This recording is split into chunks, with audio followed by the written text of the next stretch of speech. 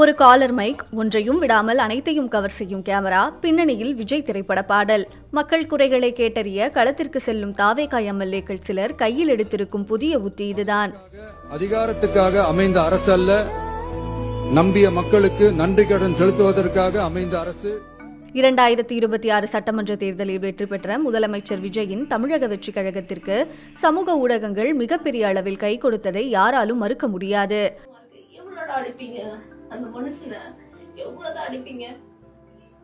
ஆனால் மக்கள் பிரதிநிதிகளாக சட்டமன்றத்திற்குள் அடியெடுத்து வைத்த பிறகும் இந்த ஹீரோ மெட்டீரியல் காணொளிகள் மக்கள் சந்திப்பிலும் கள ஆய்வுகளிலும் தொடர்வது பேசு பொருளாகியிருக்கிறது. அமைச்சரும் தாம்பரம் சட்டமன்ற உறுப்பினருமான சரத்குமார் தனது கள ஆய்வு தொடர்பான காணொளிகளை விஜய் பட பாடல்களுடனும் விதவிதமான கேமரா ஆங்கிள்களிலும் எடிட் செய்து வெளியிட்டு வருவது விமர்சனங்களுக்கு வழிவகுத்தது. இதேபோல சோழிங்கநல்லூர் சட்டமன்ற உறுப்பினரான ஈசிஆர் சரவணன் தனியார் நிறுவனம் தீ விபத்தில் சிக்கிய காணொளிகளை கத்தி திரைப்படத்தின் பின்னணி இசையுடன் எடிட் செய்து வெளியிட்டிருந்தது கடும் சர்ச்சையை கிளப்பியது. பரவலாக எதிர்ப்பு கிளம்பியதை அடுத்து அந்த பதிவு நீக்கப்பட்டது.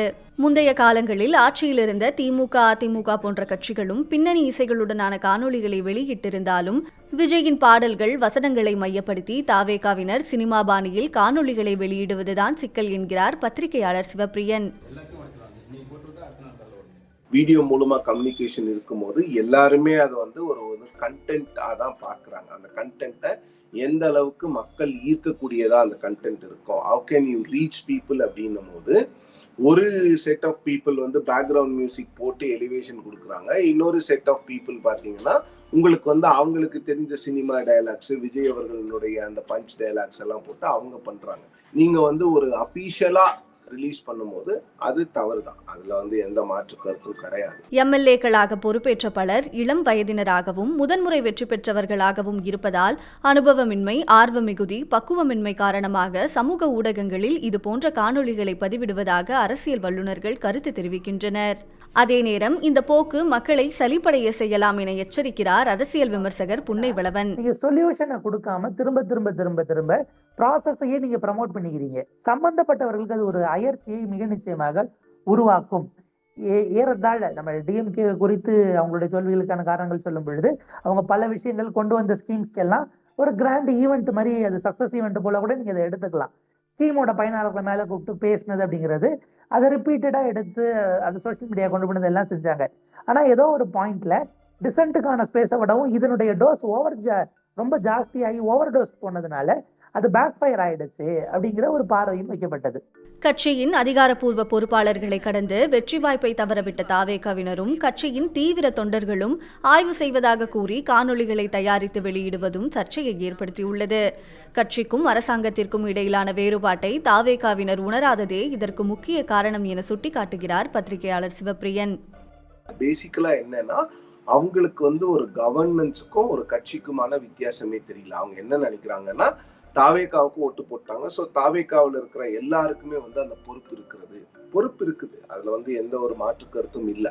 ஆனா நாங்க போய் எல்லாருமே நாங்க போய் கவர்மெண்ட் ஹாஸ்பிட்டல்ல இது சரியில்லை, அது சரியில்லைன்னு இன்ஸ்பெக்ட் பண்ணலாம் அப்படிங்கிறது அது ஓவர் எக்ஸைட்மெண்ட். அது பண்ணக்கூடாதுங்கிறது அவங்களுக்கு ஓரளவுக்கு தெரியும். பட் இருந்தாலும் ஒரு ஓவர் எக்ஸைட்மெண்ட்ல போய் பண்றாங்க. அது ஒரு மிகப்பெரிய இஷ்யூவா மாறுது. இது கண்டினியூ ஆச்சுன்னா இது ஒரு பப்ளிக் நியூசன்ஸ் தான். மக்களின் மனநிலையை பிரதிபலிப்பதற்கு பதிலாக இதுபோன்ற மிகைப்படுத்தப்பட்ட உள்ளடக்கங்களை முதன்மைப்படுத்தி மக்களின் அதிருப்தியை கவனிக்க தவறிய கட்சிகளுக்கு கடந்த காலங்களில் ஏற்பட்ட அரசியல் சரிவுகளிலிருந்து தாவேகா பாடம் கற்றுக்கொள்ள வேண்டும் என புன்னைவளவன் கூறுகிறார். ஜெகன்மோகன் ரெட்டிக்கும் அந்த இம்பாக்ட் இருந்தது. ஆந்திராவில் அவர் பொறுத்த வரைக்கும் அவருடைய திட்டங்களினால் வீட்டுக்கு அட்லீஸ்ட் ஒருத்தராச்சும் பயன்பெற்று இருப்பாங்கிற இடம் இருக்கும். சோசியல் மீடியாவை அதை தாண்டி பல விஷயங்கள் அவருக்கு இதே மாதிரியான ஒரு கட்டமைப்புல ரொம்ப பலமாக இருந்தது. ஆனால் டிசென்ட்டுக்கான வாய்ஸை வெளியில வருவதற்கான ஸ்பேஸை நீங்க குறைச்சிக்கிட்டு வரீங்க, அல்லது அதை நீங்க கண்டுக்கவே மாட்டேங்கிறீங்க அப்படின்னா அது ஏதோ ஒரு பாயிண்ட்ல அக்யூமுலேட் ஆகும். எப்போ பஸ்ட் ஆகும் அப்படிங்கிறதுக்கான நேரம் பார்த்து காத்திருக்கும்.